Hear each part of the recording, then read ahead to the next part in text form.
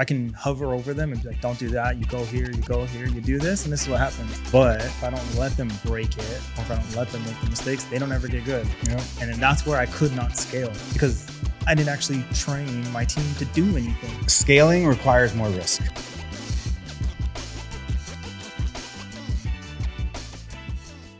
What's up, everybody? Welcome to another episode of the Born to Tint Podcast. I'm Ricky. I'm glad to be here with my big brother, Josh. How's it going, everyone? Today, we had another really fun conversation with a local successful entrepreneur and podcaster, DeAndre Woodson. He has the Double Down Podcast and DVN Consultations. Check it out.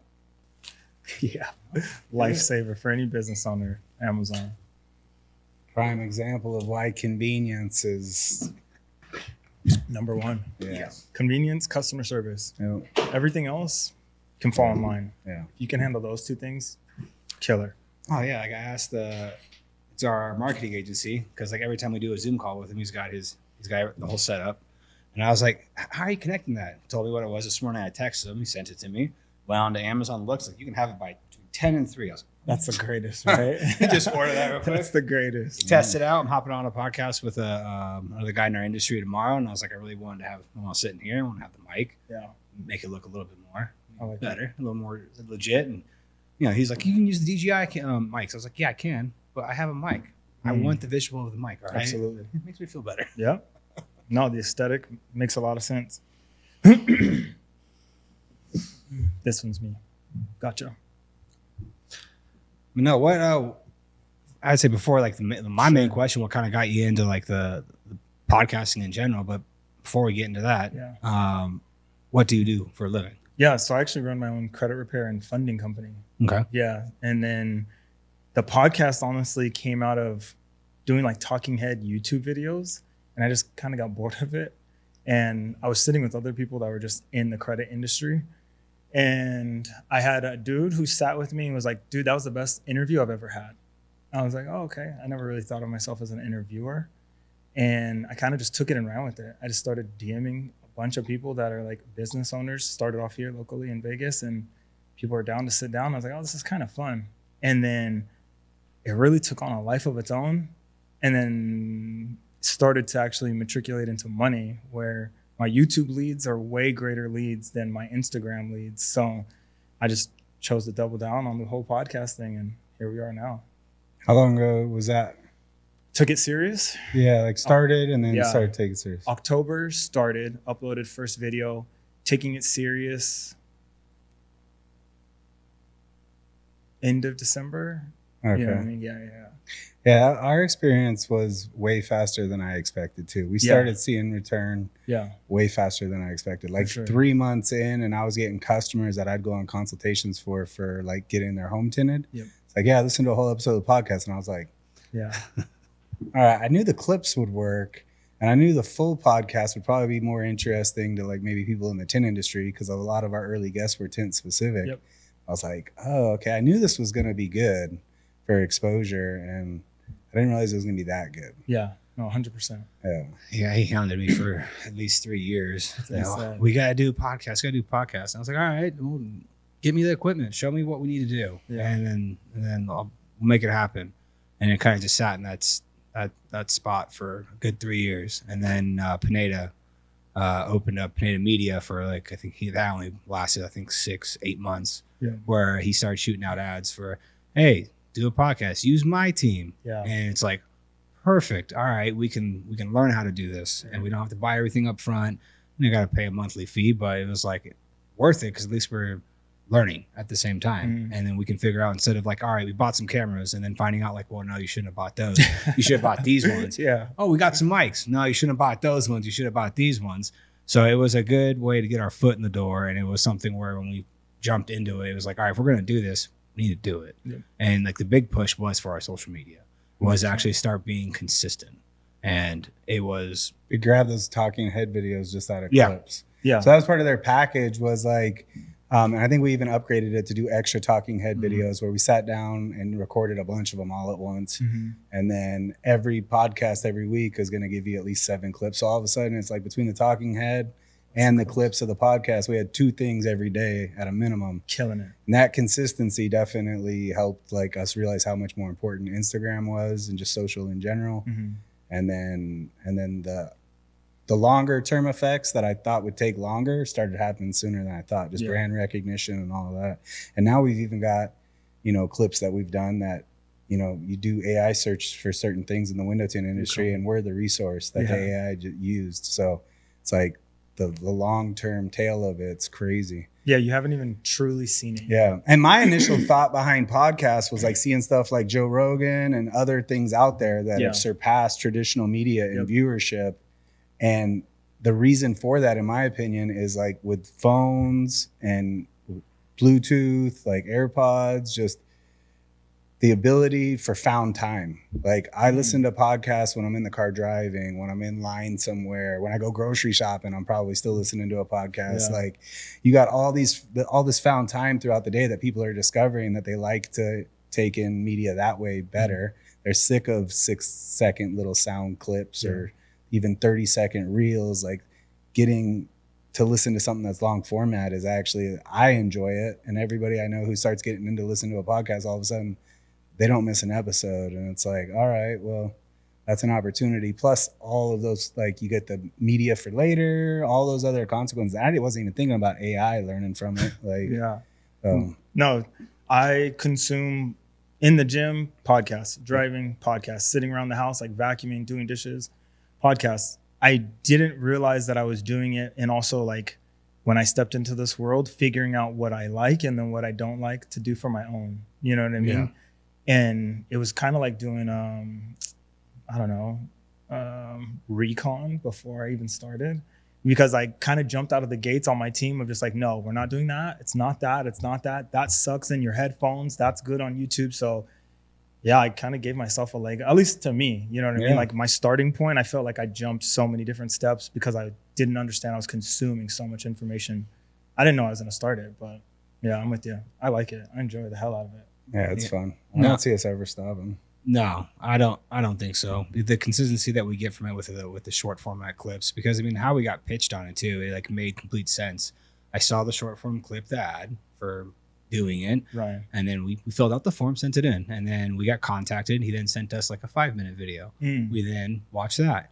Then we went further on the process, got sent to even longer video, and then as we got done with it and we signed up, it's like, all right, here's the process: short form for short form to lead to your long form, and if they get to your long form, they're practically sold. They're going to buy it. Yeah. Because like you say, the first time that he walked into the house and they're like, yeah, I listened to a whole episode. It's like, oh, so you've already consumed like at least an hour plus of us talking. Yeah. We've already earned that trust. 100%. All right. This is going to be very powerful. Very powerful. Yeah. It's something that we were already kind of gearing towards, where we were kind of being consistent-ish with our Instagram. Like he took over it for a couple months, and then we had our sister do it. Then we had one of our front desk people kind of doing it, but it was like a shotgun blast of just random, nothing consistent at all. Yeah. And then as soon as we started seeing the return on it, it was like, all right, we're going all in on this. You have to. And as we finished out that contract with Pineda, we were eyeing to open up or build this out, move everything in-house. And then we just got extremely lucky where Jordan is, he's worked for us now, I think I've asked you this, 17 years. So he's one of my best friends. We went to high school together. Okay. And he got brought into the company at first to do graphics. He was our graphics designer and our installer. And then we taught him how to do ClearBraw. And then all of a sudden, while this was starting to go off, he goes, I can do that. I went to college for that. And I was like, Sick. You did? Yeah. And about a year and a half ago, I was like, all right, so you're not touching installation or graphics again. He touched, I think, 1 or 2 things. Like when I need help on designing, I'll like, can you help me real quick? Because I know I can get it done, but I also know he can sit down and take him like 10 minutes. And all of a sudden he's like, I'm done. And I was like, all right, this is all you doing now. And I can't tell you how many times now people have come up to me like, you're doing great with your social media. I'm like, thank you. It is me, but it's not me. Yeah. I'll pass that along to Jordan. Absolutely. And it's been probably one of the best investments we've made in the past 2 years. Especially having someone that is on top of everything and is engaging, and the return on it's paid for itself and then some. Can I ask you a question, Jordan? How much do you like consume content for trends and like working and testing? Obviously, we all know we doom scroll, but how much are you actually like on a day-to-day basis? How much do you think that you're actually consuming for information? 2 to 4 hours a day. It's not like I'm sitting down, like sure. I'm going to consume for now. Yeah. It's like kind of like mixed into just, if I'm scrolling, I'm kind of always looking for ideas. Absolutely. And so if I see a trend, I might send it to myself from the shop account just to like bookmark it. But a lot of the stuff is seeing what works that other people have done and then putting your own twist on it. Because at least for like Tint, talk about like this tint shop does this.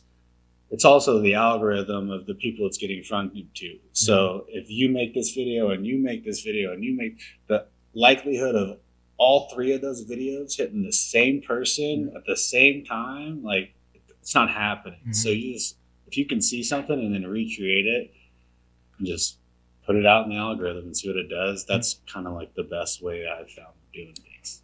He's super duper important. And he knows the industry, so he knows what content to capture. He can just go in the back right now, see the guys are working on something unique, and he knows like, oh, this is something to get right now, and he'll just on the spot record it. That one explanation, I'm like, oh yeah, he's an ace, because being able to separate the two things is the thing that I can't do. You know what I mean? I can't separate looking at someone else's and being like, oh, how can I make that for myself? Like, oh, I think it's funny, but I can't see myself doing it or how to recreate it. Or if I do it and it fails and it flops, I'm like, I don't understand why. I'm just like hard on myself. But for him to be able to say, oh, that's just the algorithm. There's no way that the exact same pieces of content are going to get in front of the same people for 3 or 4 people doing the same. Like, that's just a different skill set I don't possess. Yeah. Good job, Jordan. That was awesome, dude.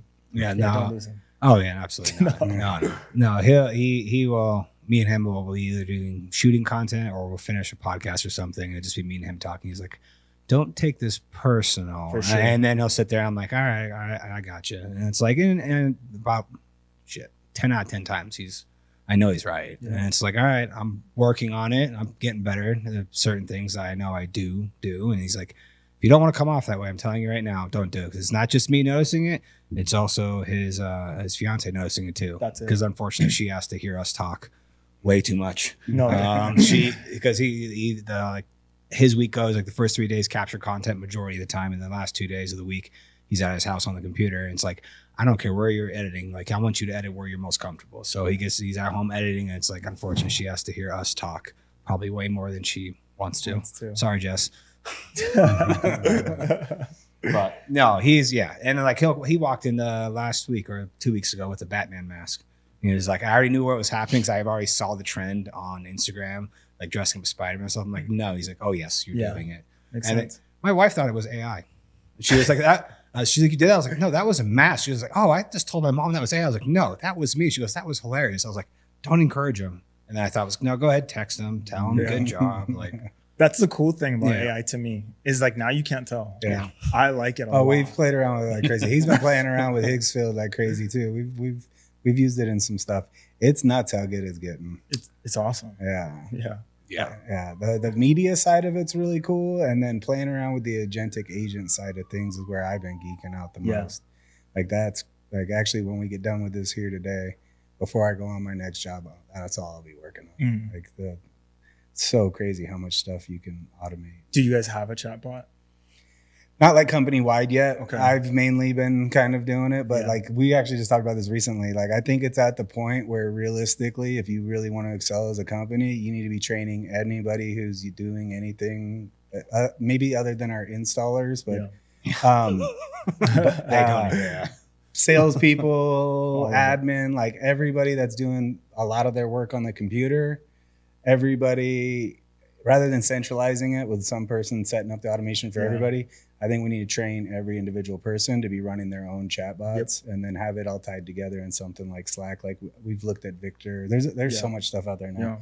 But it's a deep rabbit hole to go down. But I think it's similar to podcast in the fact of, like, what I saw in podcasts early on was, it seemed very similar to me of like the trend of going from no radio to radio, where like the top 10 companies that spent the most money the first 10 years of radio are like S&P like top 10 companies still today, or at least in the top 500. They're some of the biggest companies in the world.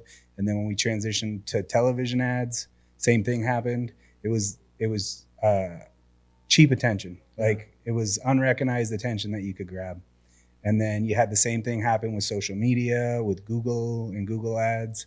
Like these things happen, like they happen, but not very often. And when you can recognize it early is when you can take advantage of it. I think implementing AI and realizing how much time you can save and how do we scale the unscalable? The most valuable thing everybody in our company does on the sales side of the house is talk to customers. Yep. How many minutes out of the day can we strip away of tasks that can just be automated? And if you actually then take that time and apply it to talking to customers or creating content to get more customers, that's the most valuable thing you could do right now. Right. And the sooner you implement it and get ahead of the curve, you're just going to grow faster than everybody else. Yeah. And then everyone's going to come to you and ask, how do you do it? Yeah. You know, like that was the thing that I jumped on. I think that kind of was my separator in at least like the credit repair and funding industry, was I saw that we were using Claude for pretty much everything, but just to communicate, just for like information and like ideas. Once I figured out that I could use the chatbot to close a deal, and then the person messaging me thinks they're talking to me, I was like, oh, okay. So that rabbit hole that you're talking about, it was like 2 weeks, just me to my chatbot, and every single way that I could communicate, even through slang or like perfect dialect, you know what I mean? Now my chatbot, and I have my whole team. There's 4 of them. They all have their own chatbot, and we're closing deals in the middle of the night, dead asleep. You know what I mean? It's that's incredible. The spot I know that it can get to. I know voice so far has been shaky, but I feel like a lot of people want to communicate through text anyways. Mm-hmm. So like the thing I've been tackling, which I pretty much have down, and I'm transferring it right now from Perplexity Computer to Claude, just to keep the token cost down, because it's gonna replicate it just on a subscription and be fine. Yep. But I've been doing a lot of my testing in Perplexity Computer just because I like it's not tied specifically to Claude, and you use all the models, and like Fable 5 just hit there, and I think it's going to get access to 5.6, which I hear is actually kicking Fable's ass. Yeah. I've seen a couple of demonstrations where these guys are battling. You don't even know what I'm talking about. No, this is why it's exciting. But this is why I have you though. This is why I let you go down the rabbit hole, and then you do your thing, and then we start adapting that into the company. And I know how you get into things. So I just heard an analogy of it actually today on Joe Rogan's podcast, driving here, that they were talking about the speed of it. And it's like watching, the guy said something like, it's like you're watching a movie and slowly you're increasing the speed to like 1.2 to 1.4. Right. All of a sudden you're at 4x. 5x, 6x, like that's how fast this stuff is changing. It just feels like it's blurring by at this point. Like I knew I had something when one of my agents reached out to me and like, hey, this person wants to know, are they really talking to you or they want to talk to an AI bot? And I was like, oh, okay. Like, do you want me to hop on the call? And he's like, no, check this out. And he was like, record this for like a minute. And it was me talking to the camera, just being like, hey, you know, thank you so much for showing interest. What's up? How's your day going? This conversation. And there's the information from the Instagram message went into the video and then back to the customer. So the customer really thought like from my phone, I sent them a video. I was like, oh, token up, let's go. Let's recreate this. So now I don't have to do anything. You know what I mean? They think even if they ask to speak with me, it's a video that my team is making of me, just because I've sat and I've recorded so many pieces of content now. It's easy, like different shirts, different hats, different backgrounds, and customers think they're talking to me in real time, and I have no idea what's going on. The front of the funnel cleanup is ridiculous. Well, buying back your time is the biggest thing. The ability to buy back your time, that's how you're going to scale and grow. Mm-hmm. It's like that to me, that's the one thing I understand. So that's the one thing, like when I know you're going down this rabbit hole, I know that's what the end goal is. We're buying back our time, your time, my time, our time, everybody's time, our sales team, which that was our biggest bottleneck last year, was our inside and outside sales. And it's like, all right, how can we make everyone more efficient? Because I already know everyone's busting their ass, but now let's take these tools and use them. And as long as you use them properly, we can buy back that time from them, and they can be even more efficient, get even more done. Like you said, you have people closing deals in the middle of the night. And it's like, that's not us. We're sleeping. Yeah. You know? But once you get there, like you're saying, like scaling, it gets to a point where you're like, holy shit, I never thought this was possible. You know what I mean? And legit, probably during this podcast, I'll probably go back like and look at my messages, and I'm hoping like 3 or 4 deals were closed. Yeah. You know what I mean? Just all the time. It's awesome. Incredible, dude. It's it's different level. It's interesting. To me, it's kind of like the analogy with like I've probably heard it from Gary Vee and Alex Hormozi. Like if your Google ads are working, and every $10 you put in, you're getting $100 out the other side. There it is. How much money do you keep shoving? You keep shoving it in there until it breaks. Yeah. Like how quickly can you get to 10,000? And that's how AI, you're doing the same thing, but it's time coming out the other end. Yeah. And time is money. It's the same thing. Yep. So it might as well be money coming out the other side. And the money, you're absolutely right. The money that you're making was the money that you were never going to make anyway. So just keep throwing it back into it because it was untapped money anyways. Like, so like what you're saying with the tokens, I remember when I made my first purchase, I was like, damn, like this is going to cost me every single thing that we do every single time. But then I was like, oh, well, that actually 3x'd in 1 month. I was never going to see that money, touch that money. Let's push it in. Like what you're saying to Hormozi. How fast can you get to $10,000 ad spend a day? Yeah. You know, it sounds like a lot, but if you're putting 10,000 in, you're making 100 million. Keep putting 10,000 in. Are you scaling up your content on that? Because I actually just saw one of his more recent things where on that scale or fail episode, he was telling the lady how to like, no, I want 800 pieces of new ad. When you're going to launch a new thing, you need 800 pieces of content. I want your 5 best performers like of this, do it 20 times, and each of the 5 times is a different setting. So either change your clothes or in a different spot. And then you start running that at like a slower ad spend cadence. And then the last like couple days and she was launching like an actual little boot camp that was like a couple days long of like how to make stickers. For sure. But like, it's like 10% of the spend up front to test out of those 800 and let the algorithm figure out which ones are working. That's it. I just saw that for the first time just a couple days ago, and I'm like, oh, that's like a whole nother level of scaling that I hadn't even thought of. And it's repurposing a lot of the same content just to make and it's like, instead of trying to get more fish out of the ocean, it's how many different little ponds can you pull fish out of? There it is. Because that's how the algorithms are working. That was a great analogy. Like hearing that was like, oh, that makes sense. Because everybody's so like in their micro little bubbles now. Yeah. You need different content for every different little pond. Absolutely. And we do it so to answer your question, yes, I haven't spent that type of money yet. I actually just like a week and a half now, we're using this guy who's our clipper for the very first time.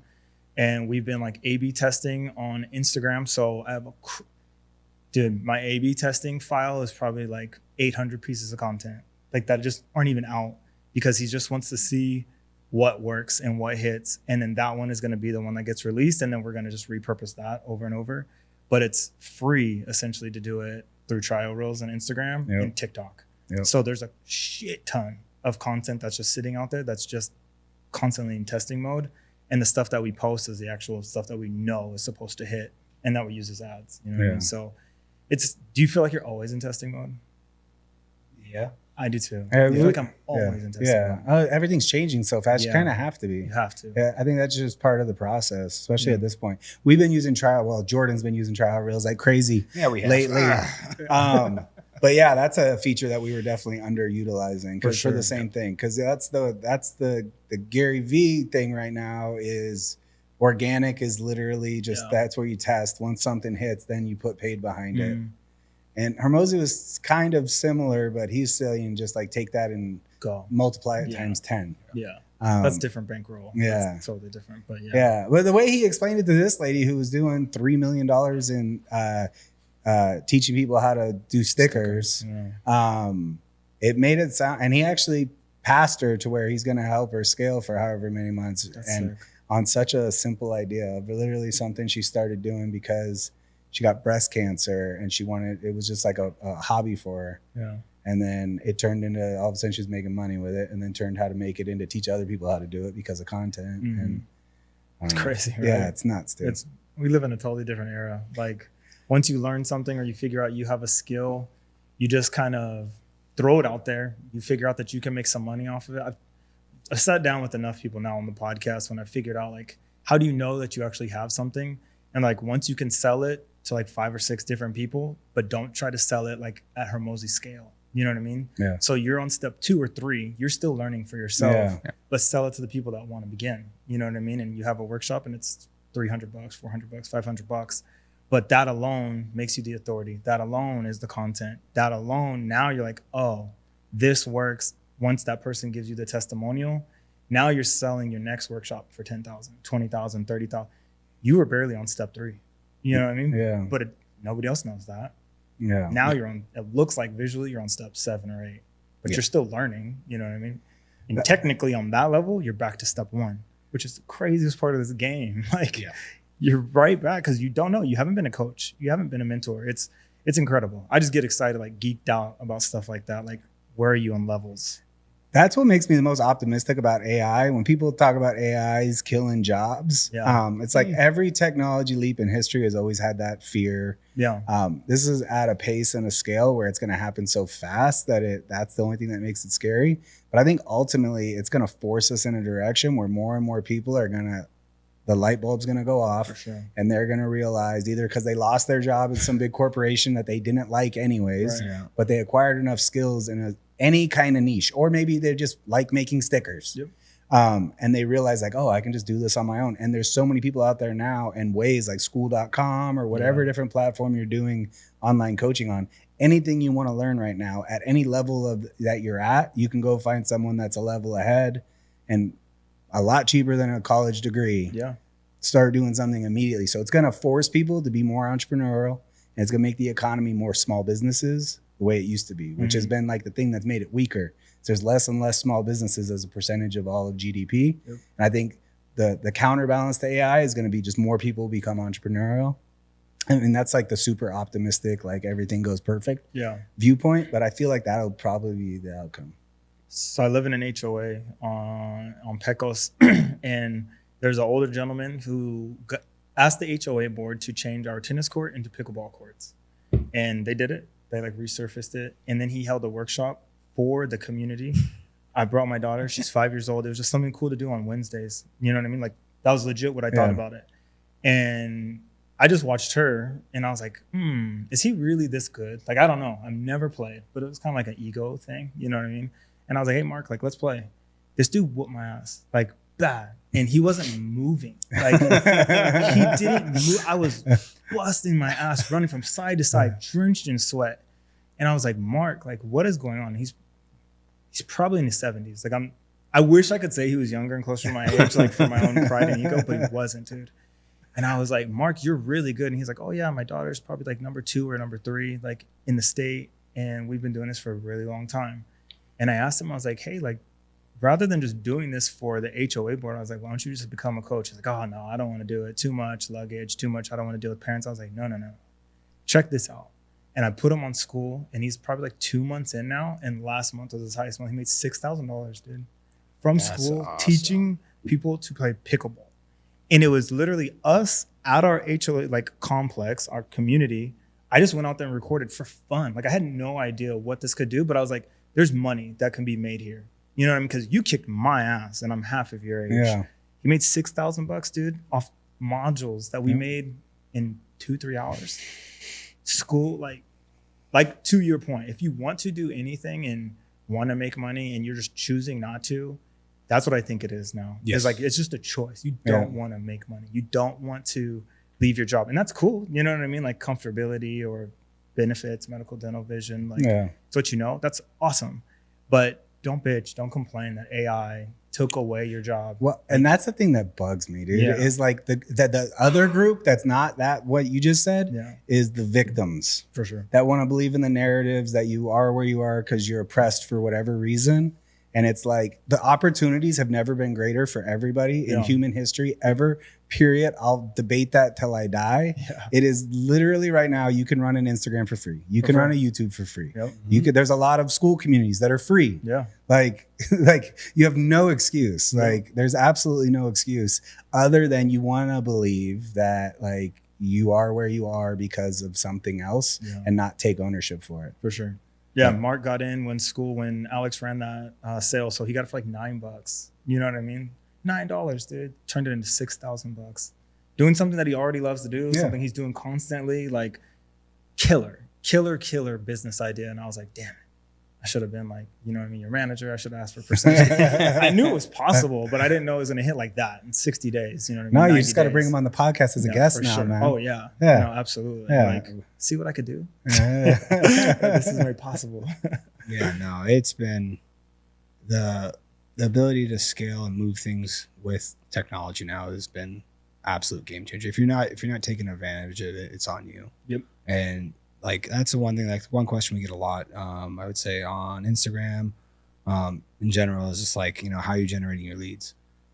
Are you doing social media? Yeah. No.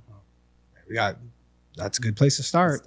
You need to start recording. You need to start putting out content. You got to start showing people what you can and can't do. I mean, that's how we scaled our flat glass side of our business. Is one thing we know, at least in our industry, you talk about tint. Most people know, I can tint my car. Yeah. You know, you can tint your house. Most people, we get the, like, as we grew up installing, I heard it at least once a day, maybe even twice a day. Several times a week. Several times a week. That it's like, if I would have known I could done this, I would have done this so long ago. And it's like, all right. And that's where it's like, when we first released the podcast, like we leaned into that heavy. And that was like the biggest point for us. Like we wanted to put out as many clips as possible talking about how you can tint your house. Sick. And we want to make sure we push that as hard as we can.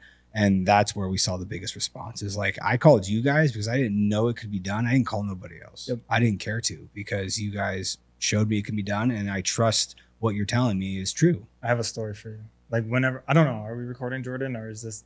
Oh, okay. I had no idea. Yep. Yeah. So full circle moment for me. Brandon from Vegas posted like he bought his house maybe 2 years ago or something like that. And he had you guys come through, tint his home, and was talking about obviously the benefits living in the valley, you know what I mean? And how much difference the cool air is inside your house, or like the difference on your monthly bill, I'm sorry. And I was in the process of purchasing my home right when I saw that video. Closed on my house. I got a gut job though. Like it was an older house, you know what I mean, HOA community. So we already had a contractor come through, rip out the floors, repaint. It was a smoker's house too. It smelled like shit. It's terrible. But did everything.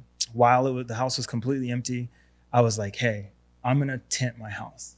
And the reason that I really wanted to do it was for security. So in the front of my house, because it's older, is 3 huge vertical windows.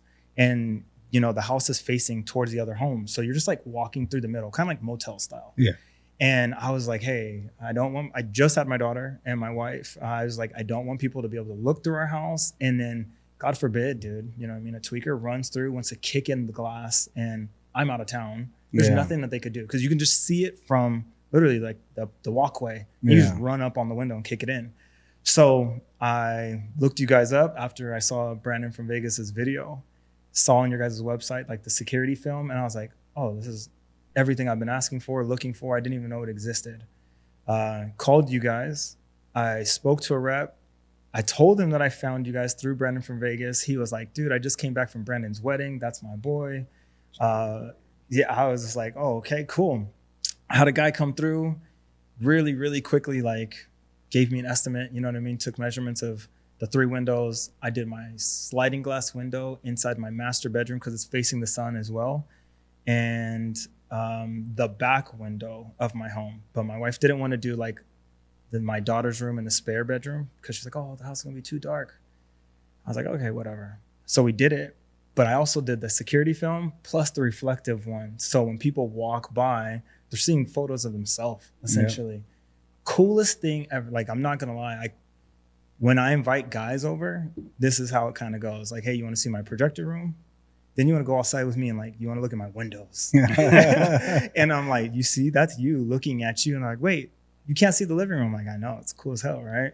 And then I even tell them, I'm like, not I want you to attempt and like to kick it in or to shoot it, but it also is like shatterproof. You know what I mean? I don't know to the extent, or if it's like 100%. It's gonna break. It's just gonna hold it together. Okay, it buys you time. Yeah. So don't try to not. No, I'm not ever going to shoot it. It's gonna stop that so-called tweaker that's walking through that all of a sudden thinks that you're an easy target, kicks it, and then realizes he's not in instantly, and then he runs off because he's confused why he didn't get through the glass. Absolutely. So it buys you that time. And just giving that protection or peace of mind to my wife and to my daughter, it's been like the greatest thing. So full circle moment for me when you guys actually reached out. I was like, hell yeah, I know who you guys are. You know what I mean? Not only from the podcast, awesome. I was like, I've used you before. So that's awesome. This is a cool moment for me. Hell yeah. That's good to hear. That's awesome. Yeah, I love it. Must have been Manny. Was it Manny that came out to you? Bald fella. Bald, yeah, a little bit shorter. Yeah. That's Manny. His wife was like a nurse or something. I would have remembered you. Because that's what I do. I go out on consultations. His wife was actually our cousin. Oh, is our cousin. Still is. Yeah. Ain't breaking that. Yeah. No, she was. He actually took her spot. She was our sales agent. And then when she got pregnant with the second child, that's when she was like, I'm done. He stepped in. Yeah. And he worked outside sales for us for just about a year. Yeah. So they moved to California though. Yeah. Gotcha. Yeah. And then a younger cat came in to like do the install, and this dude, if he was there for like an hour, just whipping it. I was like, I had no idea. You know, I expect kind of like cable. You know what I mean? Give me a 4 or 5 hour window. This dude was like, okay, cool. I'm upstairs in the office, and then like an hour later, he's like, all right, I'm done. I was like, no way. I went to go look at all the windows. I was like, oh, okay, crap, this is really cool. And then he gave me like really cool, not Windex, but your guys' own brand of, you know what I mean? Like window cleaner. I was like, oh, they know what they're doing over here. Like that was killer. So yeah, I appreciate you guys. It was a really good thank service. you. Oh, thank you. You got a good testimonial to use, Jordan. There you go. Yeah. For free. You could have it. Especially the glass cleaner. My dad's been doing that. That was one thing our dad, I think, we look back when we had him on, he was our first episode, and talking through the business side with him and realizing like a lot of the things that he might have butted heads with us going digital. And it's like, it was all the same principles. Like he was always trying to be at the top of the yellow pages. And then when it came to glass cleaning stuff, always kept his brand out there and straightforward in as many people's faces as humanly possible. I mean, like behind you, you have all the different stages of glass cleaners. There's like 4 or 5 of them up yellow there. top one on your left side.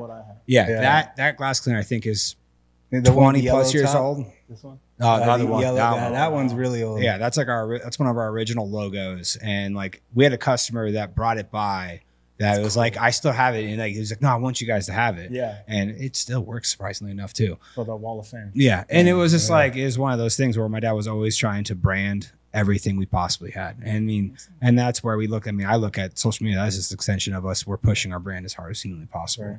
You know, we still have our conversions on social media, but I know there's a good portion of those conversions are happening through Google, because it's like, you've seen us so many times, and then all of a sudden you find that day came where it's like, you know what? I do need to get this tinted. Oh yeah. Green Valley. Went to Google, typed it in, click. And now we got our customer. Yeah. I mean, the orange van driving around the city is cool. You know what I mean? Yeah.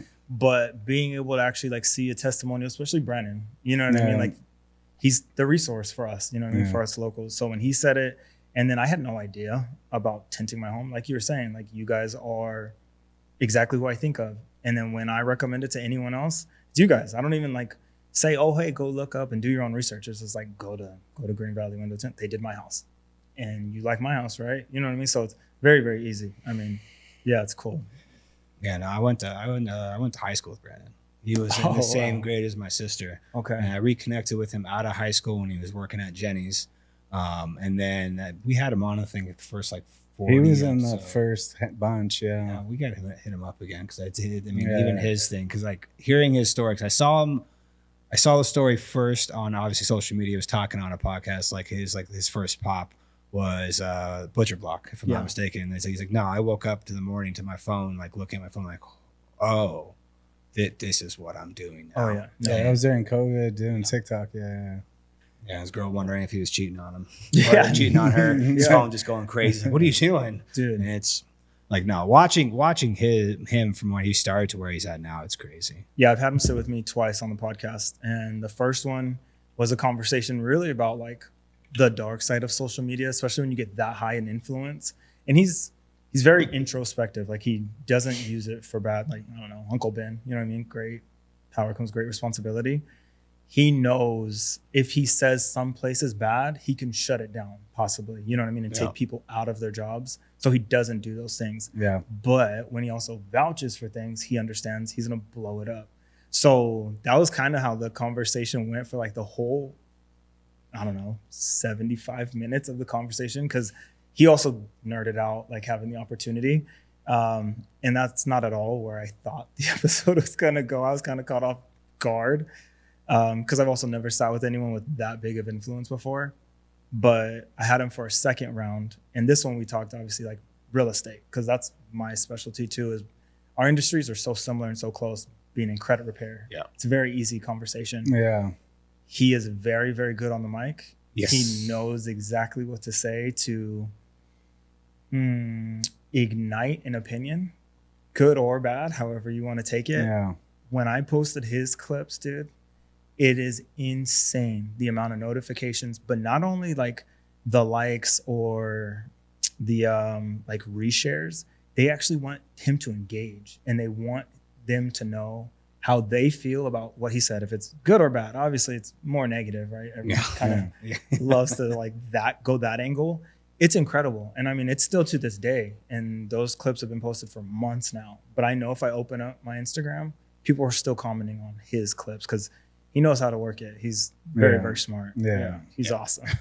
Yeah, he's Appreciate you, definitely way overdue. We got to get him back on. Well, when we had him on the first time, like I knew that his like social media popped, but like that was the first time I actually pulled it up his social media and I saw what he was at. I think at the time he was at like 500,000 followers, and I was like, oh, Yeah. okay. And it's like at that time, like that was right before like I think he walked into the studio too, and I was like, because I knew him since high school, so it's like I knew him, so it's like I'm not really like looking, and then I finally look, I'm like, oh, it really popped. Yeah. My sister was like, yeah, that's why I wanted you to reach out to him. I'm like, got it. Definitely. Okay. All right. And yeah, now seeing what the influence he has now, it's crazy. Yeah. Huge. Great brand ambassador too. You know what I mean? Just to use him. I literally gave you guys my money because Brian told me to. So yeah, he's great for business.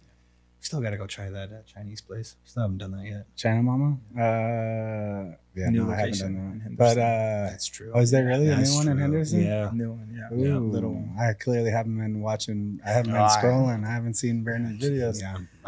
The other one that's really good that I had before I even heard him suggest it, my mother-in-law and my wife took me to Latai. Yeah. Dude, that place is so good. Yeah. It is so good. It's downtown and it is so I hate driving. I know that's the problem.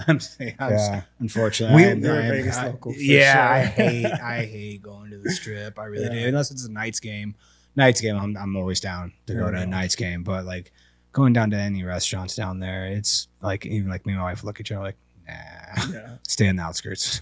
Like the farthest I'll go, and it's probably a little further. I'll go to downtown Summerlin, but still it's away from the strip.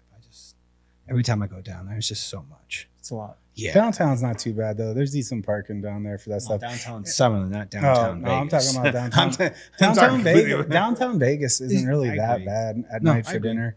The only reason we ended up there was Aiden had like a choir performance for some reason at LVA, and that's like not too far. And my mother-in-law was like, "Hey, let's just go over here. It's right around the corner." I was like, "All right."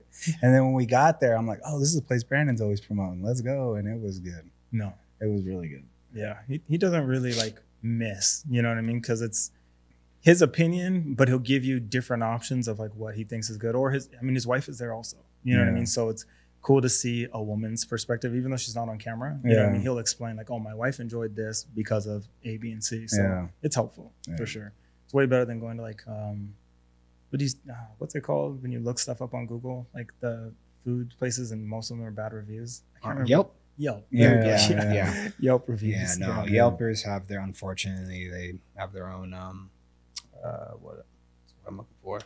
I don't know. Stigma to them by themselves. And it's like, if someone's I'm a Yelper, I'm like, okay. Mm-hmm. Okay. That just makes me think of South Park. Have you seen that episode? Yeah. Oh, no, it does, unfortunately. Yelp food critic. Yeah. Can I ask you guys a question? Since you've been doing your content journey, I knew already, obviously I was familiar with who you guys were before because I used you right in your services. So I was following you guys on Instagram. There was a moment in time when you guys were, I don't want to say beefing, but there was back and forth with other tinters, right? And it was, I think they were like in different states or something like that. And then it was like tint, and then it was like running also. From those things, did you see more engagement? Did you see more leads? Did you see more like eyeballs because of like a different angle of social media than what you're used to? I don't know if we would be able to actually tell that. And like that is something where it's like even like because that is purely one of like from one of the competitions we go to. It's Tinted battles. Yeah.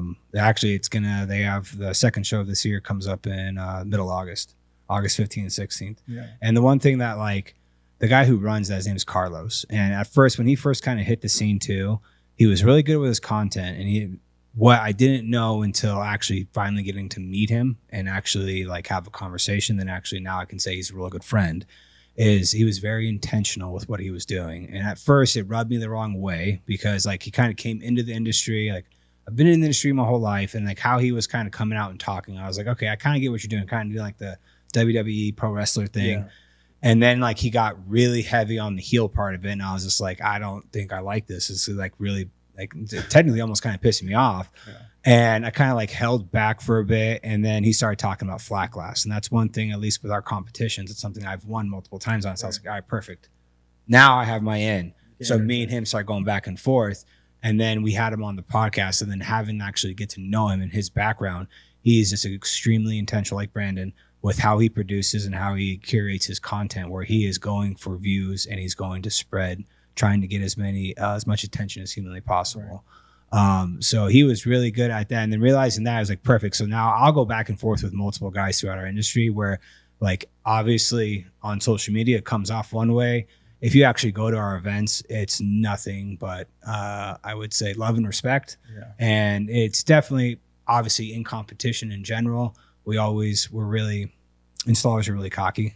Sure. So it was one of those things like we go at each other, but it still is, it's for fun. Like now getting like the views and leads off it, I would say, I would like to think yes, because like one of our, like my best videos and tell you that our company's best videos was at the first event we went to for him in 2024.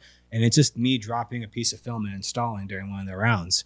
That was around the same time that dropped is when we launched the podcast too. And all of a sudden he sent me a screenshot. We were trending on Apple Podcasts. We were top 30 in, I think, entrepreneurship, and then top 20 on small business in South Africa. That's fire. Oh, I was like, what? Yeah. Like, and then you go through and you look through the comments and stuff. It's got 17.9 million views.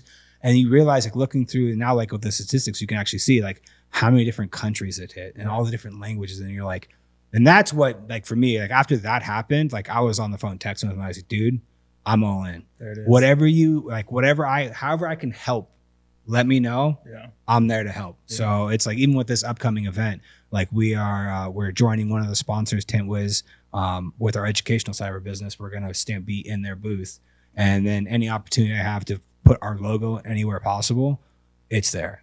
Because now I realize what we can actually, like, going to compete is fun, but what I'm looking to get out of the event is the clips and the viewership to drive more followers to my company, and everything we direct back inward to ourselves. Here's our podcast link, here's our lead forms, and then we use that as an authority for the local market of the fact like this is what we've won and this is a worldwide competition. Yeah. And we're able to put all of our different credentials out there to where it's like, yeah, we cost more, but this is what we've been able to accomplish, and people are just don't even blink an eye at it. They're like, all right, cool. Where do I sign?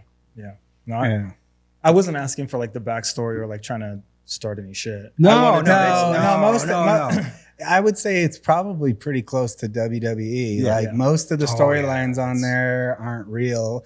Is there probably the occasional people in there that actually have beef with each other? Sure, but like it's Those not. Those are the fun people to screw with though, because they take it way too seriously. Yeah. And I was caught in that hamster wheel too to begin with, and then I realized like, oh, all right, I see what's going on. Most of that lives in Facebook comments and groups and stuff though. So I just thank you so much. We appreciate the engagement and the content. Have a blessed day. Yep. Send. There it is. Let them go.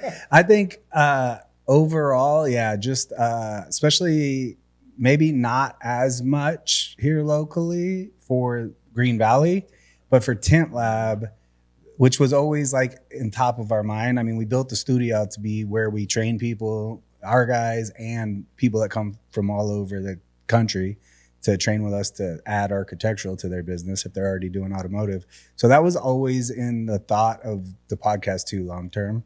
Was not only can we build authority here locally, but we can build authority in the industry, which also then adds to the local authority because people are coming from all over the country to come train with. I mean, we've had people from other countries even inquire about coming to Tint Lab so far. And we've, just really launched it in January. So yeah, it's crazy. That's impressive. Yeah. Yeah, no. And that was always kind of like the long play. It was like, we wanted to bring the studio in-house, but also beyond that, we wanted to sell. I looked at it as, how can I sell what we know to the whole country and then not leave? And it was like, all right, we can pass on what we've learned, what we've been taught over our 2 decades of us growing up in this business. Yeah. And it was being able to have that now authority with people seeing the views and stuff like that. It's definitely trending in the right direction. You're your own in-house school. Yes. That's cool. Yeah. Yeah, and we're using school.com for once you come and actually do the physical, you get lifetime membership to the school platform where like the continued education happens, clips, like Jordan's editing down every class and putting it on there to where you can go back and watch the class you were at, and that's gonna just keep growing too. So that part's really fun. Yeah. But they both complement each other so well, and it's like the podcast feeds both. Yep. It's a different upsell opportunity too. Yeah. You know what I mean? Because no one else is doing it. So you get them in the door, they buy one little thing, then, oh, hey, did you really like this? What about access to this? Yeah. And then there's another one. You know what I mean? So it's a game. Yeah. It really is just a game. The funnel. How long can they follow it? Oh, and that way, I mean, where like what I would say technically my initial inspiration just for this in general is, yes, having someone to train our guys, because everything in our industry always been you got to train on the job. And it takes a lot longer, obviously, to train someone in someone's house, because you got to find the right house that you're comfortable doing it in. And then also you are being okay with, obviously, you're scrapping film, but you also don't want the customer to see some guy struggling on a window, because now you're losing your authority and the trust with that customer. So it just took a lot longer for us to turn someone around. So being able to do it in here, I can have guys just go through film and let them know, like, hey, you're going to waste film. Like I can tell you right now, I've wasted thousands of square feet of film over the past 2 decades. To think that you'll be able to go through this career and that not happen, you're wrong. Like if you are putting a window up and something don't look right, take it off and just redo it. I'd rather it just be redone. I'll eat that right now, not to have a customer call me a day or two later and say, hey, what's this? Now I just lost their trust. I'm probably not going to get a referral, and most likely not going to get a review, depending on the customer. And like those two things matter much more to me than the maybe $100 or $200 worth of material that we had to scrap, because it just wasn't your day. Yeah, it is what it is. But the real inspiration, or I'd say the one person that I kind of got it from, was Ryan Pineda, and he was him doing his flipping and wholesaling when I'm pretty sure it was a reel I watched him talking about like he can only do so much in this market. And then he's trying to think how he could scale. Well, I need to market to every other market. Being a tinner, I can market to other markets, but then I need to have subcontractors. I was like, all right, so how do I sell myself? And it was like, well, we've won awards in flat glass. Let's sell the training. And it's first started off as just doing training, teaching people how to tint.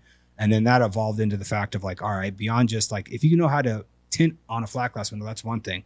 But do you know how to sell it? And are you selling it properly? Yeah. Like, are you actually selling the solution to their problem? Or are you just putting film on their window just to get a job?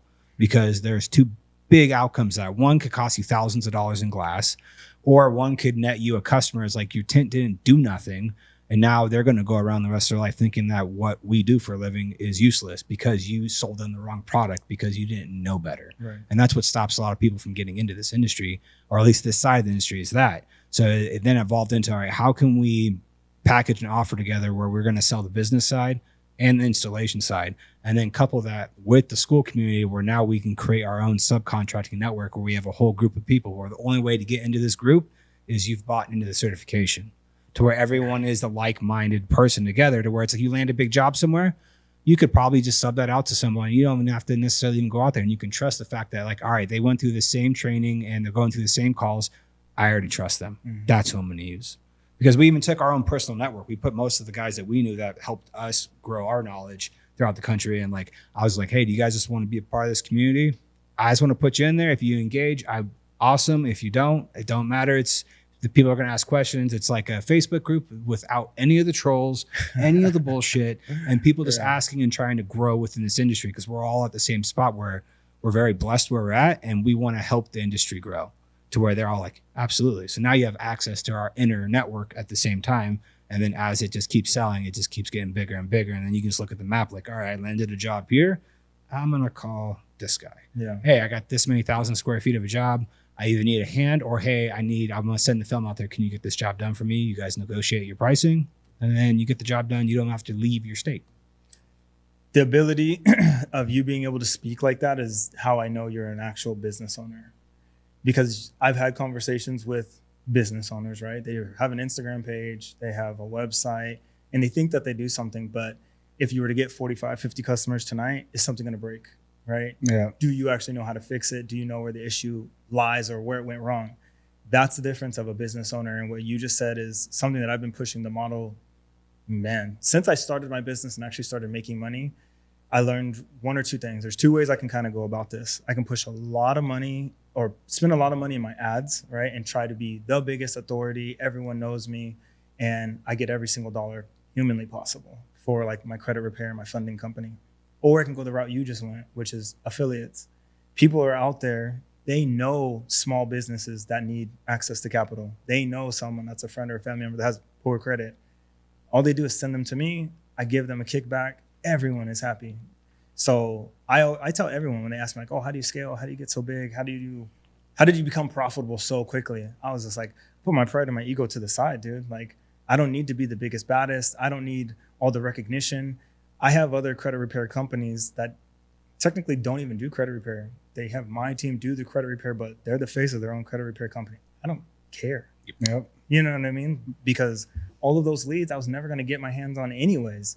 My team is already doing the credit repair. It's not any harder. You know, I mean, sure, there's just more, but my advisors want all of the work anyways because they want to kill what they eat. You know what I mean? That's what happens when you get a good sales team. So I always tell everyone, if you get the opportunity to do affiliate, go the affiliate route. If you don't have the money on the front end, let the legwork go, let it grow, let other people just bring you business. Just cut them a percentage. Like it's not 100% of nothing is still nothing. You know what I mean? So just use everybody all the time. And I promise you, you'll make way more money than you can even imagine. One of my mentors told me, he was like, you want to be rich or you want to be successful is make as many people's dreams come true as possible and all your dreams will come true. Yep. And I was like, dope, that makes sense. You know what I mean? So I'm cool. Like anybody comes to me with an idea, like I'll listen to them the whole way through. Like I'm not trying to critique or already have an answer for them. Like, no, that sucks. I've been there. I've seen that, done that. Cause I get the opportunity to work with a lot of business owners, you know what I mean? And I see a lot fail or like why they fail, but that's not what we're here to do. You know what I mean? They just need access to capital to hopefully be a lifeline or to get out. So I've had the opportunity and been very fortunate to see a lot of struggling businesses. And I'm like, oh, okay, I don't want to get into that. But on the other side, I see a lot of businesses that are successful. And I'm like, I'm going to put money into that and just find someone who's better at it than me. Because I don't want to do everything, but I want to have my money in everything I can. So I like it. I like the business model you guys came up with. It's genius. Oh, it's no. And like one of the big, I think, big turnarounds for us was actually finally starting to invest in ourselves. Yeah, huge. Like that was like when we were growing up, and like no fault of my dad or my mom's, they were of the mindset, keep it small, keep it all, which I understand because as you do scale and get bigger, you have more headaches, more problems. Sure. But it's just, I look at it as an equation. All right, it's got to figure this out. We'll get that fixed and we'll move past it. And guess what? We're not going to do again. That. Yeah. Then we'll go ahead and change the way we approach it the next time. But as we started investing inward, like we went, first couple things we did is we went to Jocko Willink's mustard. Like for me, it was like we got thrusted into like, all right, you got to run the company now. I was like, all right, well, I lack on leadership skills. Yeah. Let me go to the authority. Yeah. Went to his. I've read all of his books. Like I've listened. Actually, I've read one. I actually have read one. I've listened to the rest of them multiple times over again. And I've started to actually get to the point where I actually read every morning now, where I want to actually sit down and actually read the books. I know I've listened to them, but I actually will take it indifferently reading it. And then beyond that, we ended up hiring after the podcast with Pineda. He then approached us and said, hey, would you guys be interested in a one-on-one mentorship? And it was like, all right, we heard the pitch, heard the price and everything. And I was just like, yeah, because I don't want to sit here and be in the middle of the ocean, kicking my feet, hoping for the best. And it's like, all right, did I turn the right way? Did I make the right decision? If we can pretty much pay and know that within paying that amount of money, I'm going to skip 2 to 3 years of heartache where maybe we do string the needle through the eye or put the string through the eye of the needle and we nail it, which likelihood is not going to happen. he's already been through majority of things that we are probably about to face. So I'd rather take his business advice to where we were able to even get even better in the fact that it was me and my sister, my sister's not here. We all three run the company together. We sit down in that meeting together where we're all might be going back and forth with an idea. We'll sit down, have the conversation with him. And then it's kind of like, it's not like what he says, oh, that's what we're doing, but it's like he gives us a different perspective where all of a sudden, maybe I couldn't communicate it in a way I wanted to him, or he couldn't communicate it to me. And it's like, oh, we were on the same page the whole time. It's just our communication was shit. Yeah. And all right. So paying him was probably one of the biggest things that we did, and investing inward to like not guess over the next 2 years. And it helped us scale our business tremendously over the past 2.5 years. Can I ask you, what was the price? 100,000. And then how much ROI have you gotten on top of it? Oh. We went from 2 to 2.7 that year, and then right now the profit, and that was the and the crazier thing is like the profitability is going up this year too. Yeah. And the revenue, technically, right now we're just shy of our revenue from last year, but our profit's way up. So we're shy of the revenue from last year, and we're only in July. Yeah. But it's close. Like we had a crazy April last year. Yeah, we had a very two very big projects happen early in the year last year that were odd for the month that they happened. Yes. Normally the summer is the busy time. Sure. And right now we actually have more big projects pending than we've ever had, and those eventually hit. So it's like this year should smoke last year. But as far as profit goes, it already is without the gross fee in there. So it's like, I mean, that right there is the greatest testimonial for Ryan Pineda of all time. 100 grand, you're going to get 700 grand. It's 7X right away. You know what I mean? You're only in July. And we re-upped. It's worth it. We re-upped for another year. And we just went into another partnership with him with our other business. And it was like, it's one of those things that the amount of knowledge and it's like after the first year, we went to the second year and I realized like, all right, I was not utilized. And I've had this happen to me now a couple of times, like going to Jocko's Muster. I went with him. And then I think it was 2 years later, I went with our auto manager, and it was technically the same exact conference. But I could see the improvement with how they ran it the 2 years prior to how they ran it then. So I saw his own business operating in a way I was just like, this is awesome.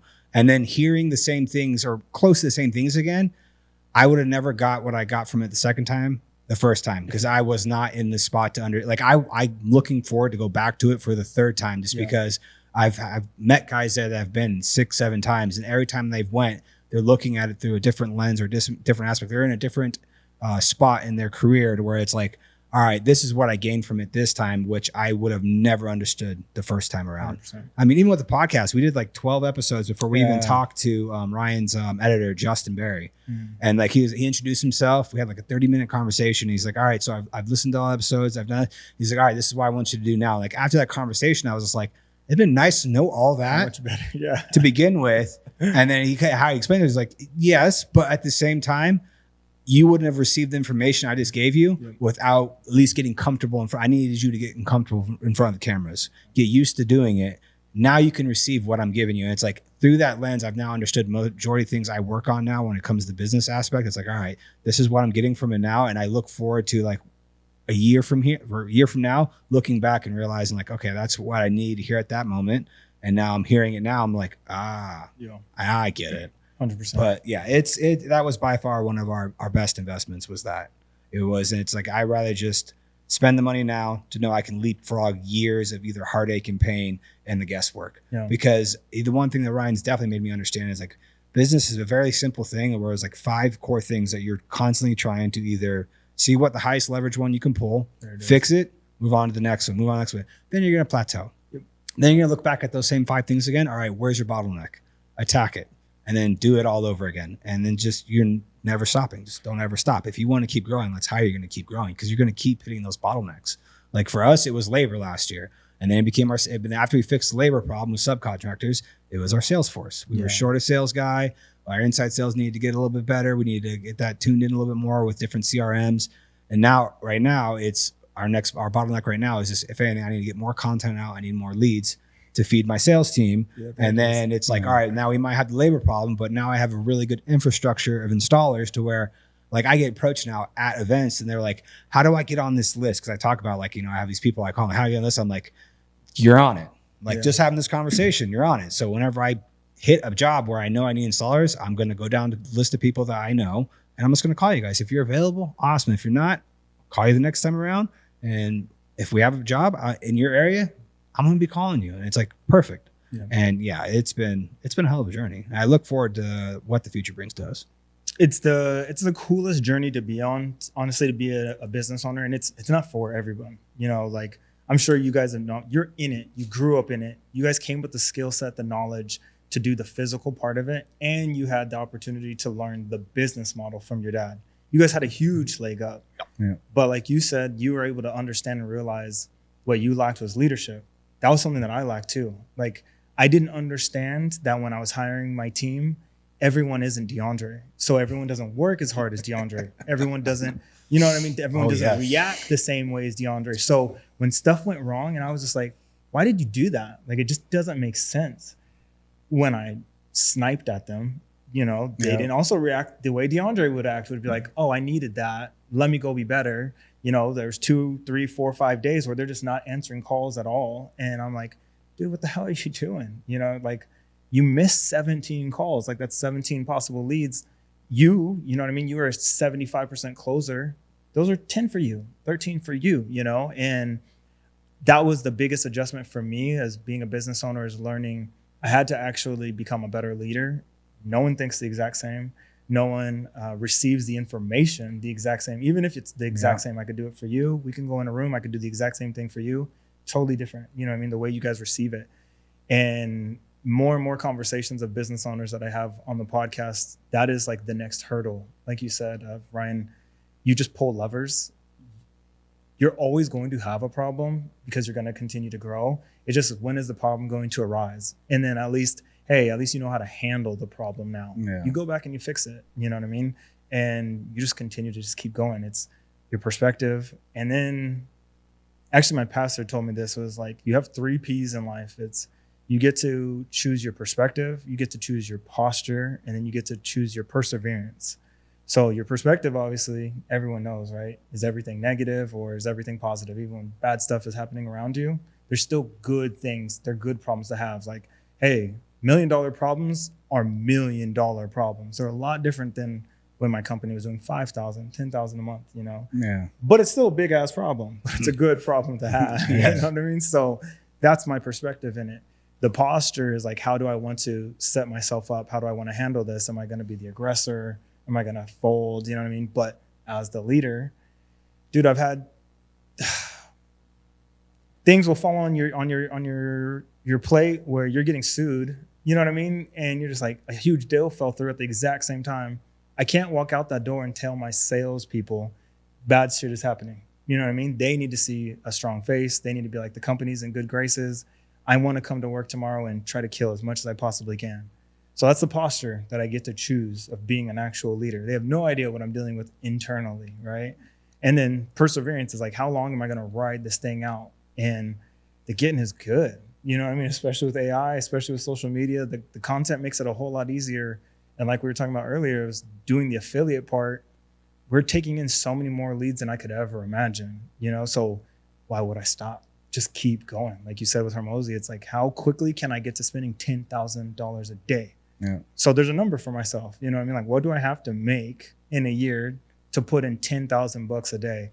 When I get there, I'm hoping I have like $1 billion exit. You know what I mean? But we're not there yet. Yeah. But I'm hoping, you know what I mean? But I already know X plus Y equals Z, because Hormozy's been there. He's done it. He told me. So there is not a whole lot else either. Like, there was a guy I sat down with, Omar. I don't know. You probably know him. You guys are here in Vegas, but he's like a brand consultant.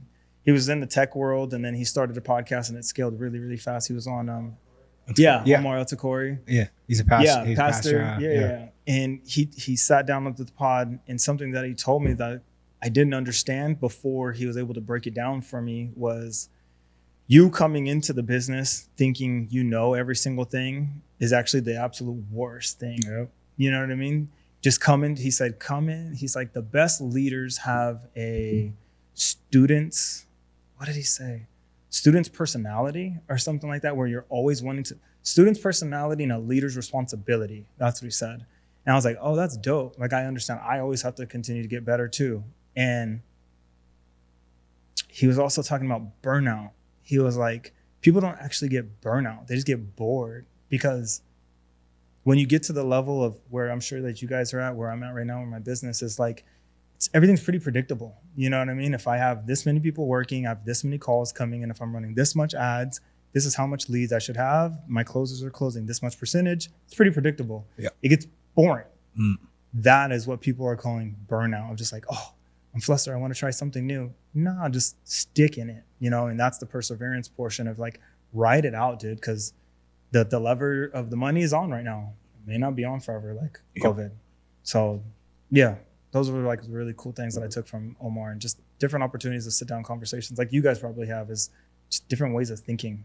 You know what I mean? Especially when you're in it, you never really know, because you think you're in it alone. You're not the first to do anything. Yeah, no, he first time I heard him speak was at the Kingdom Summit. Was that last year? And then City Light actually ended up becoming my church, and then he's spoken and he's given a couple sermons. Yeah. Every time I do get to see him go up there, I'm excited. That's right. Yeah, I love the way how he talks, how he presents information, and how he's able to paint a picture when he talks. I'm just like, all right, I can consume his content constantly.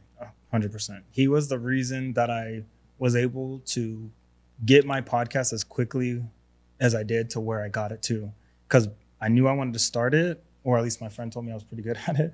So I was like, okay, let me just go watch him, because I watch him already, but he literally is just giving away all the sauce that he gives if you pay for his workshops anyways. So I just sat there with my notebook, and I literally took every single thing that he told me, brought it back to my team, and I was like, this is what we're going to do. Some stuff flopped, some stuff worked out, but I would have had no idea where to start if I didn't go to the expert, to me, you know? So yeah, I'm appreciative to Omar forever. And I told him that when I saw him, I was like, thank you, dude. This is why I love the podcast community in general, is something you said earlier, but I think it runs across the board to anybody that's successful. Like, how can you provide as much value as possible to as many people as possible? Has always been a thing. Yeah. Like, even if it's not on the internet or on podcasts or whatever, like, the more people you can help and do it, like, even like completely unselfishly, not expecting anything in return, it's probably going to bring back more value than you've put out. And if you just keep doing that, that's like how you actually make the world a better place, right? Podcast allows that to just scale at like a crazy level. So most people in the podcast community, I think, just have that mentality. Yeah. Like, yeah, some people, it's purely just for what can they get back out of it. But anybody who's really actually just genuinely providing value, it ends up coming back in the form of just trust, respect, whatever it might be, that we don't necessarily put a dollar value on. But like, that's really business. Like, how can you provide as much value as possible? That's what pisses me off about people that complain about, you know, Elon Musk being a trillionaire now. Like, all that means to me, like, for I think how actual business people who have been entrepreneurs, have run a business, actually look at it, is like, in my mind, that just means he's provided more value than any human on earth. Yep. Like, and look at the amount of employees that he has that are millionaires, and just all the other things that have benefited like humanity. I don't know how you can look at someone like him and not that be your response. It's like, because he's a villain, Josh. That's why. He's a villain. It makes absolutely, like, no, he's literally, he's provided more value to more people on the planet than anybody ever, and it's probably just going to keep gapping everybody. I think I saw a statistic. It was like 1 of 10 people in a room has or knows someone who's worked for Amazon. So someone in your family, if not multiple people, have worked for this dude. You know what I mean? And like, you can make really good money and level up your career without taking the college route. But when I heard that, I, just like you know what I mean, business owner, I'm like, oh, it's possible. Yep. Trillionaire is possible. You know what I mean? I always thought billionaire, you know what I mean? It's a lot. But trillionaire is possible if I help enough people, or if I get that much information like consumed to myself where I can give it out to the masses. It's possible. I can do anything that I want to do. And Elon made it real for me. I saw it in a positive, just like you did. Yeah. Oh, most definitely. Like, you want to be the small fish in the big pond. Yeah. And like, that was for like, even like with the business relationship that we have developed with Pineda has gotten us into certain areas and rooms where at first I was, because like before, Ryan launched M19, which is his golf mastermind. So when he launched that, because we were part of the one-on-one, we were put into it. That's so awesome. Before that, he was doing a golf trip, and this is before he even launched the idea. And like, I saw it. I sent him a text like, "Hey, how much is this?" Because it's something I want to do in the future.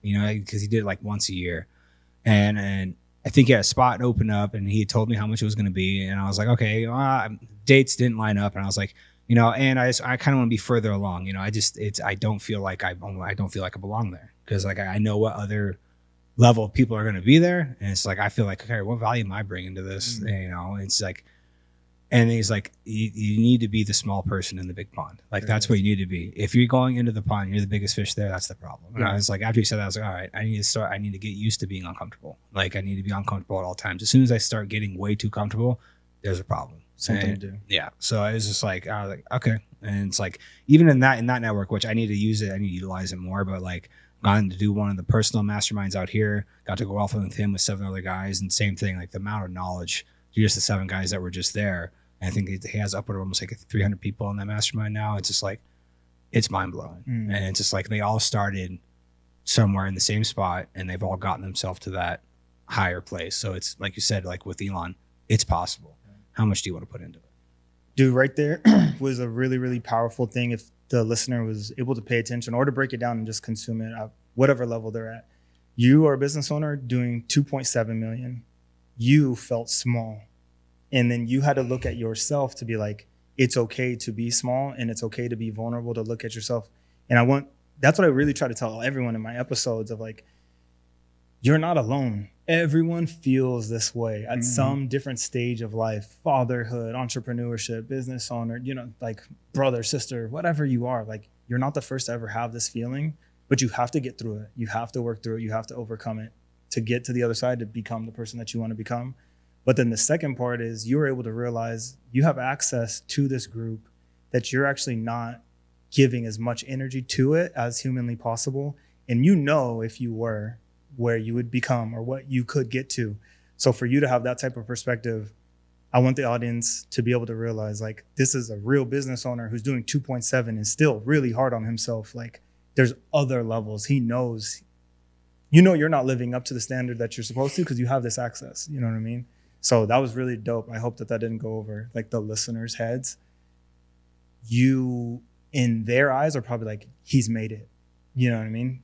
But there's still so much growing for you to do. It's awesome. That's my whole thing about the journey is like, there's always just new levels. It's super exciting, dude. That's what I love about doing the consultations for residential commercial, because I'm in some insane houses. Like all week long, I'm in Dragon Ridge, McDonald Highlands, Summit Club, like all these crazy neighborhoods all over the entire valley.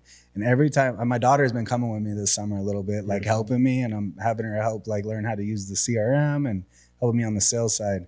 And we pull into those neighborhoods, and I'm like, look, this is like, we got a nice house in a nice neighborhood. I'm not complaining. Like, I know it could be way worse. I'm grateful for what I have, but it's like, I just get a daily reminder of like, oh yeah, I could be doing more. Like this view is pretty. This view is pretty nice. For sure. And there's a lot of those. Like it's not like it's there. It's not.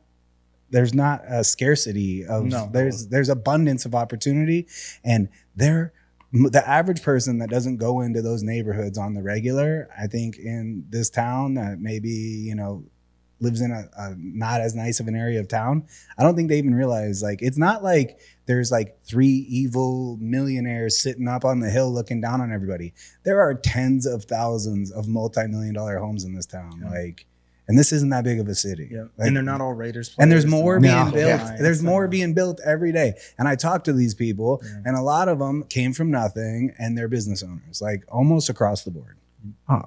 That's the perspective thing, though, that we're talking about. Because there's this thing on the internet where it's like, oh, comparison is the death of all things, right?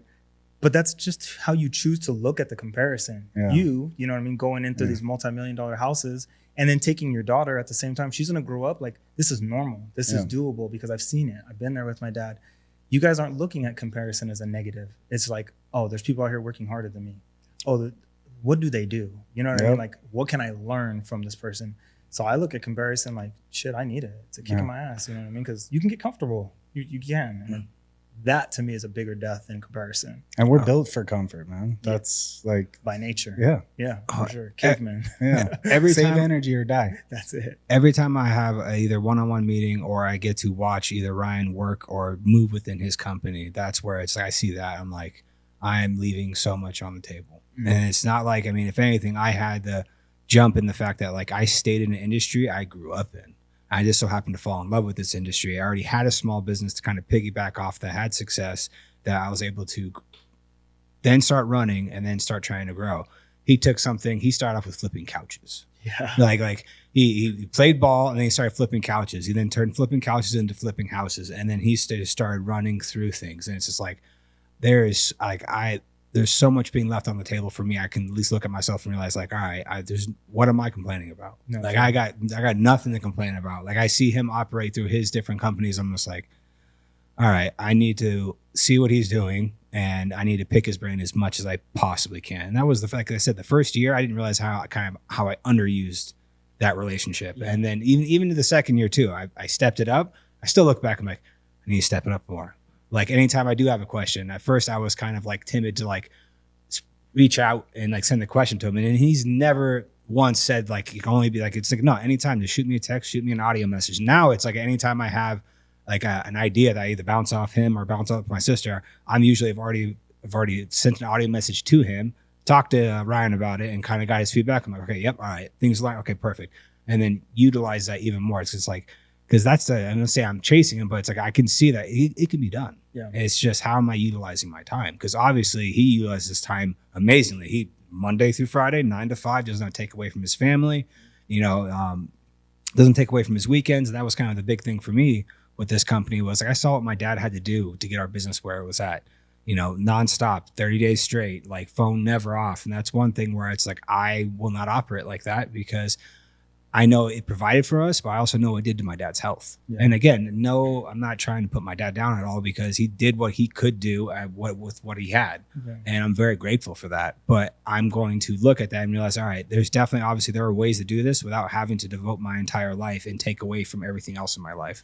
I want to be able to go to my kids' events. I want to take my weekends off, put my phone down, put it away, and that obviously was a harder part for me. For sure. But it was like my dad, his biggest downfall was he micromanaged everything. And I definitely inherited that a bit. And I will say, I do think I've gotten 10,000 times better at it. And that was a big eye opener for me when we started actually scaling and promoting within and like bringing on managers and stuff within our company was like, no, like I'm going to talk to you.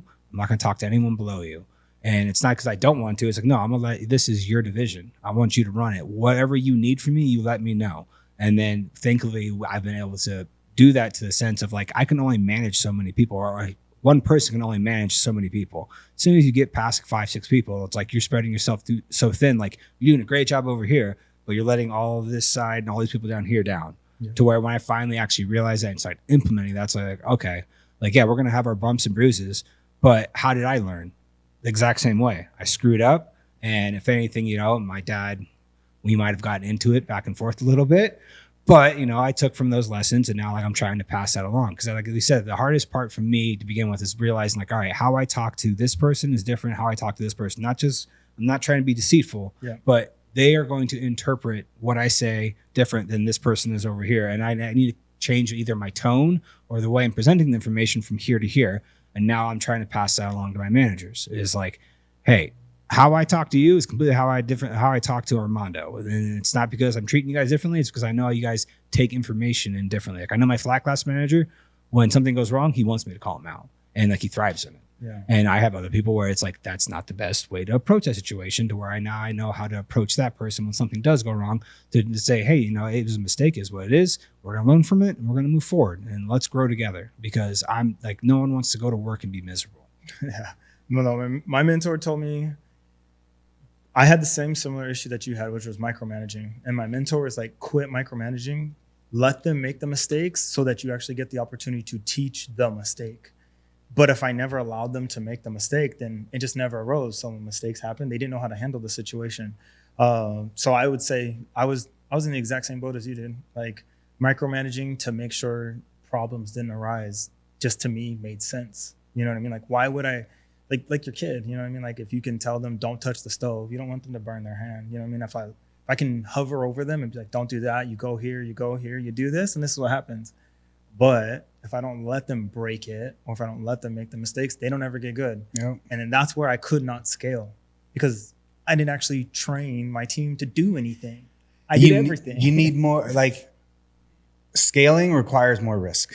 Like, it's like you can either be super safe, but you're probably not going to scale. Yep. But you have to take more risk. The same thing with kids, right? Like, like if you bubble wrap your kid and don't let them ever go do anything, like they're going to be 18 one day and they're not going to be prepared for the world. Like, it's the exact same thing. Like, and I think fear is the thing stopping people from a lot of stuff. Like fear just across the board. Like that was one of the big things from working with Ryan, and then even having gone to Hermosi's workshop right before we started working with Ryan, was like the idea of like, all right, how reversible of a decision is this versus how non-reversible is it, and how quickly can we take action?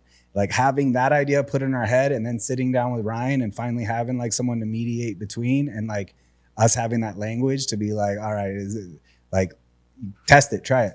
Worst thing that happens, it fails. We don't go down that path anymore. That one's locked off. Now let's try this. If it's a reversible decision, like changing your pricing, like we can try a new price range for the next 100 customers and then look at the results. Yep. And now it's like playing a video game. Exactly. Like honestly, now that I've been using the AI to make dashboards and stuff and try to like give daily briefs on understanding our pipeline health, I've been trying to think of it more like training for running a marathon or something. Like when right now, as I'm putting my data into AI for like tracking my runs for the day and my nutrition and stuff, that's like my little nutrition coach right now. Is like I give it what runs I did, I saunaed, and then here's what I've eaten so far today. It gives me like my running total of calories and protein, and like all right, the business is the exact same thing. Like, but which metrics are you tracking? Like, are you actually tracking your KPIs the way you would if you're trying to run a 5-minute mile with your running journey? Like, it's the same thing. Same exact thing. It's the exact same thing. And that you hit it right on the head, dude. It's all about did you find out how high your risk tolerance is, like on this journey, or did you already know you had a high risk tolerance? Because I didn't know. Did you know already? No, I didn't. I ended up finding out that I did. Yeah. I didn't know until I was in the business, and I was like, wait, what does it take to get from here to here? Oh, you have to put up $75,000, you know what I mean, to get my infrastructure, to buy a CRM where I can take unlimited amount of leads, and then also be able to, I remember, dude, when I hired my first staff, that was a full-time person, you know what I mean? Instead of just like off the sales team, you know what I mean? When I made that first investment in my hire, and I'm like, dang, $100,000 salary. You know what I mean? I'm thinking like from a scarcity mindset, like, oh man, I'm starting off the year, I'm already down 100. But I didn't think how valuable that person was, that they're going to add $1 million to the team, you know? So I didn't understand how high my risk tolerance was until I really got in this, to be like, I want to get from here to here to here. It's just gambling more and more. That's it. And it's just more risk, more risk, more risk. It's a crazy ride though. Like it's addicting too. Yes. It's addicting. Like, especially with, and I hear you, what you're saying about your dad. Your dad did the absolute best that he could with the information that he had and the time that he did, right? We have all this information. We have all this access. You have Ryan Pineda, you know what I mean? You have a mogul in your back pocket. Your dad didn't have that.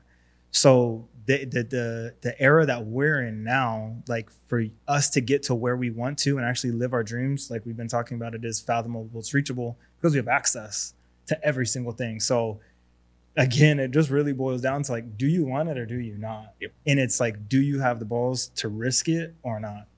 Was it no risk it, no biscuit? It's really that simple. Here's a question for you based off of what you just said, because you're in a business, credit repair. Yeah. That like, how often are people actually taking the advice and then applying it? And how many people just can't get their shit together and keep destroying their credit? Yeah, I love it. What's the percentage?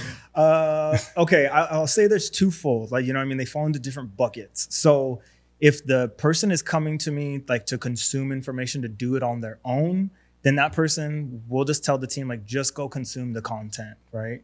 So every answer to fix your own credit report it's honestly out there. Like there's no mysteries. There's nothing hidden. I don't know things that I maybe just because I'm in different rooms, you know what I mean? But I've given away myself. So that person kind of is eager and wants to go down that rabbit hole on their own. And to be honest, that person just wastes more time. Like they may get to the end result, but they wasted 6 months, 8 months, 10 months. When you sign up with my team, I guarantee 30-day results. And then by 90, we're graduating with a complete credit profile. But the funny thing, to answer your question, the reason that it's kind of hard is because I've taken, I don't know, hundreds of clients where we're probably at, multiple hundreds now, where we've taken really shitty credit, made it really good credit. We go get them access to capital. They go start a business and actually come up with an idea at the same. This is where I changed my business model, because I was stingy in the very beginning because I was new to money. And I was just like, anyone can get it, as in funding. And it's the truth. You know what I mean? The banks make money off of lending us money. So when I took an individual who had bad credit, I fixed their credit. I got them access to $50,000, $60,000, $100,000 of funding. I had to learn that I actually had to change their habits and their spending habits, because they come back to me in like 4 months. And now these higher credit limit credit cards that they didn't even know how to handle, the 200, the 500, they don't know how to handle 25, 50,000. So they come back to me and their credit report is all damaged again. And they're just willing to pay me again because they know that we can fix it. But I was like, wait a minute, like this is a problem here. I'm actually not being a solution. I'm actually kind of, in a way, like I had this weird feeling. I was like, I think I'm worse. Like I'm worse for them because they know they can just use me, pay for my services, and they can just go run off on these banks and these different institutions. So if I was going to answer your question, honestly, dude, it's a pretty high percentage. I'll be honest, like 50%. Yeah. Yeah. Like people don't know the actual power of credit, especially if you've never been taught it, if you've never been around someone who has good credit. You know, like normally your whole family has bad credit. Your mom's had a bad experience with credit, your dad, brother, sister, aunts, and uncles. So you're just like, screw it, I don't need it. But your credit does everything, dude. It determines the car that you drive. You know what I mean? It determines the city that you get to live in, essentially. Obviously the properties, if you get to buy a house. So if you boil that down, it really determines like the school district that you raise your kids in. Like your credit is so expensive. And I've heard of companies now running credit reports before they even make an offer to a candidate. So people need to truly understand like your credit is a much bigger tool than just getting a credit card and $10,000 limit and you only have to make $100 payment this month. Like I know that's what everyone gets excited about, you know what I mean? But if you don't actually you don't have an idea or a company or a business, or I don't even want to say business, like to leverage it, but a way to make the money back, to pay that money. Because at the end of the day, you owe them. Like I'm not one of those credit gurus here where I'm like, go get all of this money on your LLC, never pay them back, dissolve it, start another. I'm not, like, I don't teach that way. None of my content is like that. Have I met them? Yeah, I've been in rooms with them because there's credit con events and stuff here. And I'm like, damn, dude, like that sucks. But I get it. It works for them. Continuous business for life, because people take their advice and they still use them for services. I don't like it. I can't sleep at night. So the business model for like my whole team is, while they're going through this journey with us, because I'll be honest with you, we could really probably fix most credit reports, unless it's like a bankruptcy, within like 30 days. But it's not beneficial to the person, because we need them to go through the steps of like, hey, this month we were able to get off this account and this account and this account. You know what I mean? Let's see the progress. And then we have that check-in with them for the 30 days. And like, do you understand now, like, why removing this gave you this amount of increase, right? And then, hey, when we get there though, to the graduation, which is we're handing you back over like a clean credit profile, do you understand what these loans actually do for you? Because that's all credit card is, even your auto loan, your mortgage, they're all loans. Like, do you understand how to actually use them and to use them properly?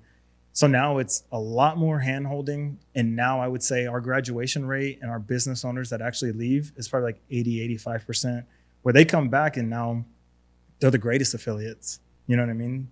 I don't really have to do too much with them or really bribe them anymore.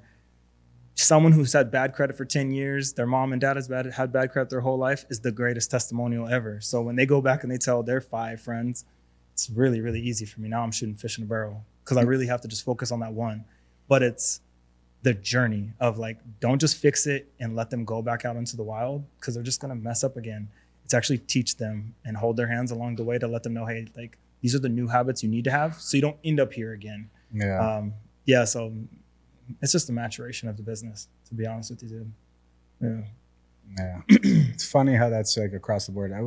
Caleb Hammer was just on what the hell, Chris Williamson's podcast, I think. I was just listening to that the other day, and he was saying kind of the same thing, like the habits are the biggest problem. And he said the people with the highest income that come on his show actually are the ones he's the most afraid for, because they actually have the ability to take bigger loans and get themselves in bigger holes. Which is like the stair step of business, like we were talking about. Like, you know, when we were under $1 million, getting over $1 million was like this pipe dream. And now we're at almost 3 million and we're like, dang, we're the small guy. Like the perspective of it, it's so like, it changes where you're standing at that moment. Like it would be so much nicer if I make $300,000 a year compared to 80, but that person's already in a bunch of debt, and now all of a sudden they make more, they spend more. Now they're in $300,000 in debt. Yep. And then they don't have any way of getting out of it because they didn't from the very beginning. They just used us. You know what I mean? That's the whole thing, is like come out the end with an idea of like becoming a business owner, having an idea of how are you going to actually generate money. Because, dude, it's an awesome tool to use. You know what I mean? 0 interest business credit cards for 12 months. You would hope by the time that intro is gone that your business has generated enough money to pay back that $10,000, $12,000, whatever it is. That's always the goal. If it's whatever, Turo, Airbnb, real estate, wholesaling, whatever it is, you have to have an idea and you have to have an actual business that's going to pay off the card. Because the actual beautiful part about the credit card, and that's what I try to tell everyone, is like, dude, you get access to the money again. You know what I mean? So you start off with a $10,000 limit. You maybe wholesale buy a property for 4. You know what I mean? There's no money lost on your end. Once you sell that deal, flip that deal, let's say you make $5,000 off of it. Sure, put all $4,000 back on that credit card. You're gonna get the $10,000 limit again and $1,000 in your pocket. But the even cooler thing is you just get to call that institution up. You let them know like, hey, I'm a really good individual with money. They're going to see it because they're like, oh, wow, you're able to spend $4,000 and pay it off in this short window. Hey, do you want a credit limit increase? So off of that one move, let's say they give you another $5,000. Like you didn't actually do anything. You were just wise with your money and you just had good habits. But that one deal got $1,000 in your pocket plus an extra $5,000 on your credit limit. So now you get to go out, have the opportunity to take a bigger risk, a bigger deal. Just do it with someone else's money. I honestly, I love my industry. I think when people meet me, they're like, oh, what do you do for a living? I'm like, dude, I sell money. Like I sell money. I think I have the greatest job in the whole world. Like I sell other people money and it's not even my money. You know what I mean? But I have the access to it. I have the tools and the information to get you as much as possible if you want to. You know what I mean? That was also something I had to learn. Like just because someone has a business and someone has really good credit and sure I could get them access to $250,000, like you shouldn't. Not everyone knows what to do with it. You know what I mean? So 25 is cool for them. Like just give them that. Even though I don't get a bigger payday at the end, I'm just better human for society, not to screw them over. Well, and then they're better testimonial later too, because they didn't just go bankrupt. I like that one. Yeah, I like that one a lot. Yeah. Well, damn, dude, I really appreciate you coming down, taking time to sit down with us. Yeah, it's fun. Yeah, man. We'll definitely have to do this again. We'll have to catch back up in a little bit. Dude, my pleasure. This for me was a huge one. Could just like I told you at the very beginning, like I actually used you guys. You know what I mean? I did not know that. That's crazy. I wanted to save the story. Like I was going to tell him in the DMs. I was like, no, I want to say it on the podcast. Like I'm a real life testimonial. So you guys reaching out, super duper appreciate it. Yeah. You know what I mean? And you guys have kept my family's electric bill low for 3 years. So we're the best of friends, dude. Thank you. Money. Appreciate it. Where can they find you? So the Double Down Podcast, we're on YouTube, Spotify, Amazon Music. I mean, everywhere. Basically, you stream your podcasts. We film here locally. So if you're a business owner, entrepreneur, reach out to me on Instagram. Kind of let me know your story. Maybe we could shoot one day and film your episode. But if you need like my services for the credit repair or for business funding, you can find us on Instagram, DVN Consultations, and you'll get on the call with one of my advisors and hopefully we can help you out. So always reach out. Thank you. Appreciate it. We're going to do it again. Yeah, for sure. This is fun. Next time, guys. Have a good one. Thank you.